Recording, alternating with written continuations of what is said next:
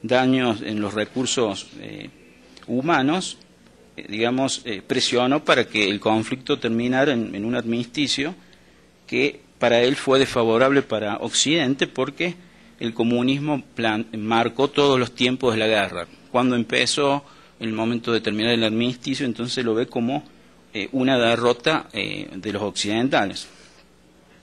Entonces, después analizamos el análisis del general Álvaro Valencia Tovar, tomamos su libro Corea, Resurgimiento de las Cenizas, del año 1976, él hace un balance de esos años de la posguerra en base a sus reflexiones sobre un diario de guerra y cómo ve Corea en ese momento y, también trata de justificar por qué Colombia intervino en esa guerra. Primeramente, de todos los militares que hemos visto, es el único que maneja cierto conocimiento de historia de Corea, historia, geografía. En cambio, los otros los referencian simplemente como un pequeño país disputado por dos imperialismos. Entonces, plantea que la península coreana es un lugar estratégico de Asia y los coreanos no son guerreros por naturaleza, pero están dispuestos a defender su tierra con todo su heroísmo. Plantea que Corea fue históricamente disputada por mongoles, japoneses, chinos y rusos, y ninguno, pudo arrebatarles ese sentido de independencia. Nosotros agrupamos la justificación que hace de la intervención en Corea en cuatro razones. Primeramente, históricas. El general quiere probar que lo de Corea no fue una cosa aislada, sino desde el momento mismo de la independencia colombiana, sus ejércitos salieron de sus fronteras para defender la libertad de otros pueblos, por ejemplo en el caso de la batalla de Ayacucho. También cuestiones jurídicas. La ONU tenía muy pocos años se había organizado y tuvo que Colombia cumplir con los compromisos internacionales de este nuevo organismo internacional, que es precisamente para proteger el derecho, la justicia y la soberanía, atropellada en este caso por el totalitarismo comunista. También razones humanitarias. Corea es una de las culturas más ricas de Oriente y su pueblo laborioso no se resignó a perder su identidad. Por eso merecía que en su momento más sombrío también recibiera la ayuda de otro pueblo amante de la libertad como era Colombia. Y también razones morales, en el sentido de que la acción de las fuerzas colombianas no se hizo por un utilitarismo o por intereses materiales, sino por una acción que él llama una actitud quijotesca. O sea, Colombia gastó recursos y sacrificó la vida de sus valientes soldados para defender los principios de la libertad del pueblo coreano, y su acción tuvo proyecciones de grandeza que deben producir justificado orgullo nacional. Esto para rebatir todavía las voces que se alzaban en contra de la intervención de Colombia, que muchos les veían como una acción al servicio de Estados Unidos y eran vistos como mercenarios al servicio del capitalismo. Y también, finalmente, analiza qué factores fueron importantes en el desarrollo posterior del ejército colombiano, esto más específicamente de lo militar.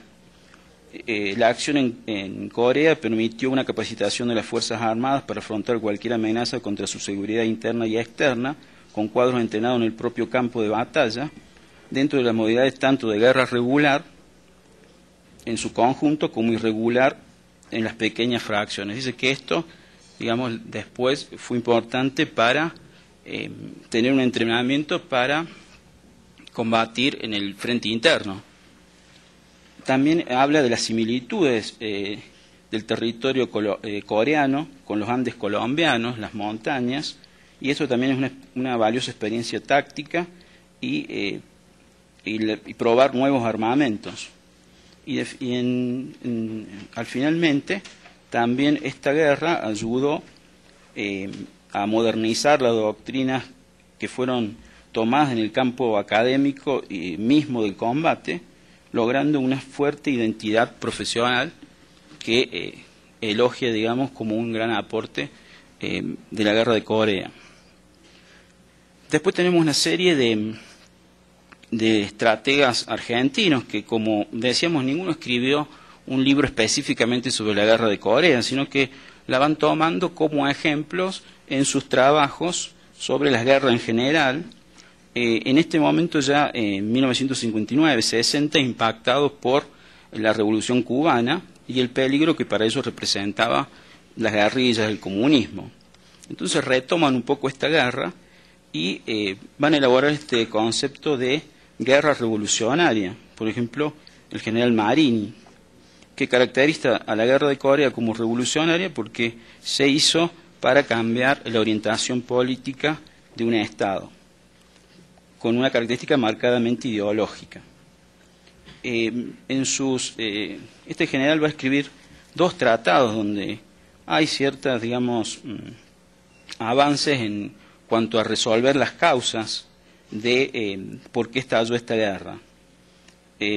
Primeramente, analiza los antecedentes de la Segunda Guerra Mundial, donde el Ejército Rojo avanzó hasta Manchuria y después fue clave, después de la Revolución China, el tratado entre Stalin y Mao del 14 de febrero de 1950.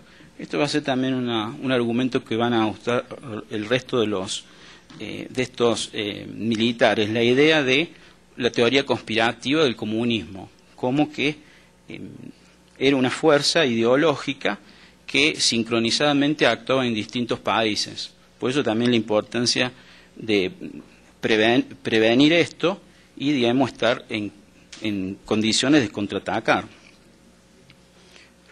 En su libro, después de 1971, La estrategia sin tiempo, también se vuelve a referir, pero acá da como más antecedentes de la guerra. Pone la disputa ruso-japonesa de 1905, donde le dio a los japoneses toda una influencia sobre Corea, y donde también es importante lo que habla de la política de dominación japonesa en cuanto al tráfico y consumo de opio, que hizo de Corea uno de los mayores productores.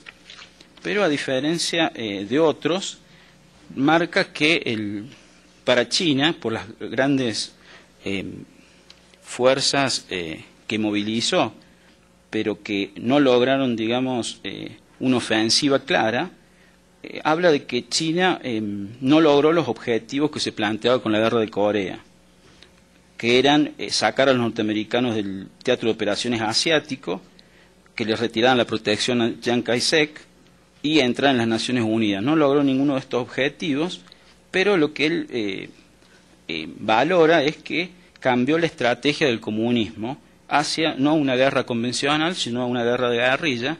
Después todo elabora cómo estas teorías llegaron a Latinoamérica y especialmente a Argentina, donde en esos momentos empezaban la acción de los grupos de insurgencia de izquierda.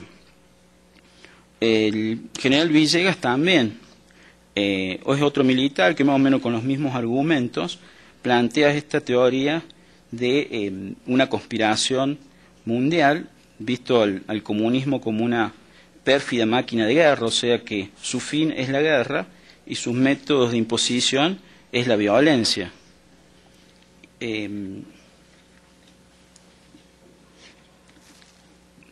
Y en 1980 tenemos otro panorama, o sea, ya las guerrillas, por lo menos en Argentina, han sido combatidas, pero desde Estados Unidos se cuestionan a los militares por los derechos humanos. Entonces, en el libro del coronel Domínguez vemos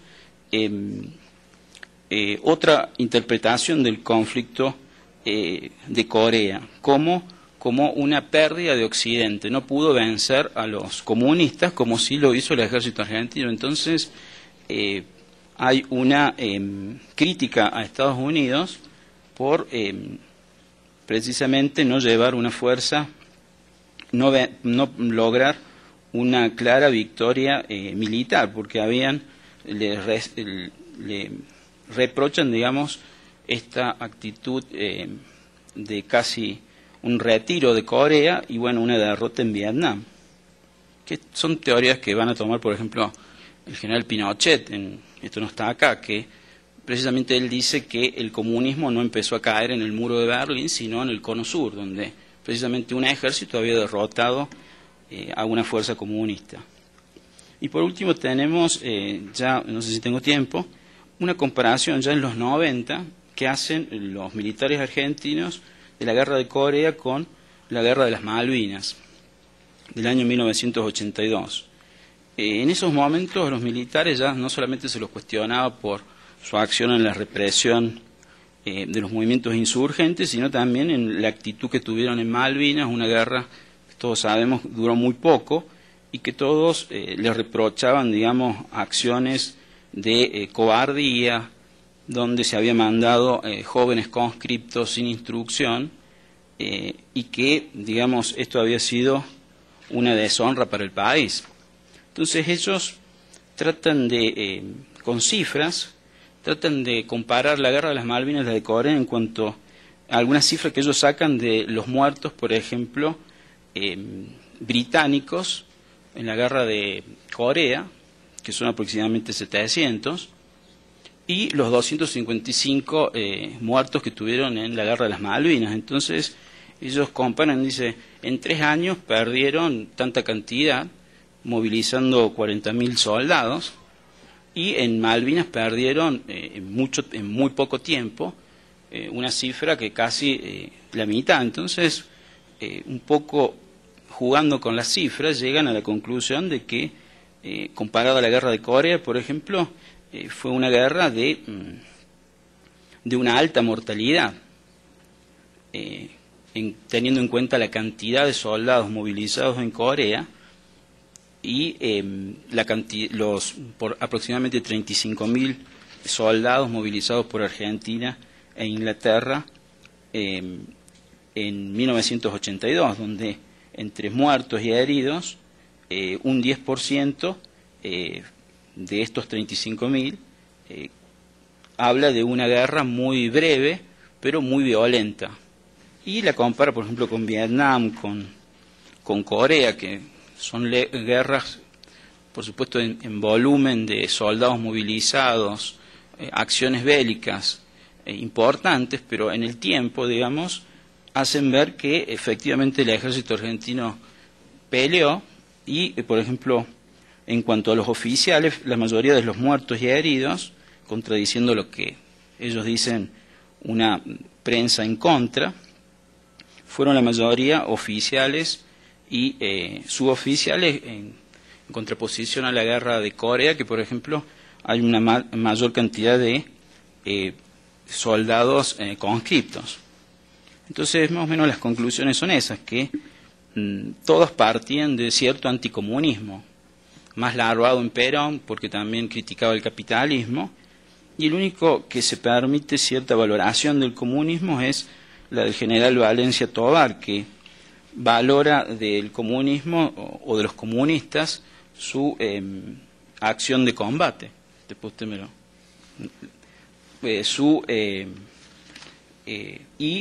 digamos, esto tiene valor porque fue hecho en el mismo campo de batalla, digamos. Y en cuanto a la guerra de Malvinas también y la guerra de Corea, lo que tomamos los libros de unos militares médicos que comparan la enfermedad de pie de trinchera, que fueron los dos casos del siglo XX que más se dio esta patología de el enfriamiento de las manos y de los pies, y de que ellos valoran de que lo que ellos investigaron de Corea también les sirvió para tratar el caso de los argentinos. Y esto es como un aporte que nosotros sacamos generalmente en la elaboración de la doctrina sobre de la seguridad nacional.